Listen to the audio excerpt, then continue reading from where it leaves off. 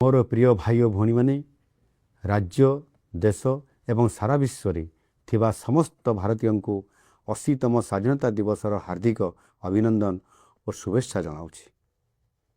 80 वर्ष तले आज दिन में आम उपनिवेशवाद मुक्ति पाई स्वाधीन भारत में निश्वास नहीं। आज स्वाधीन भारतर जय जातार आउ एक गौरवमय फर्द जोड़ी है। यही कष्टलब्ध स्वाधीनतार उपहार देइथिबा समस्त स्वाधीनता संग्रामी को मोर भक्तिपूर्ण श्रद्धांजलि। सेमानकर असीम त्याग और बलिदान पाई ये देश सदासर्वदा ऋणी रहिबो। गत 12 वर्ष है माननीय प्रधानमंत्री नरेंद्र मोदी जी नेतृत्व में सांस्कृतिक राष्ट्रवाद मंत्र रे दीक्षित होई राष्ट्र निर्माण एक नूतन अध्याय आरंभ होईछि। आसंतु मिलीमिशि गढ़िबा सुंदर सशक्त विकसित भारत तथा एक समृद्ध ओडिशा।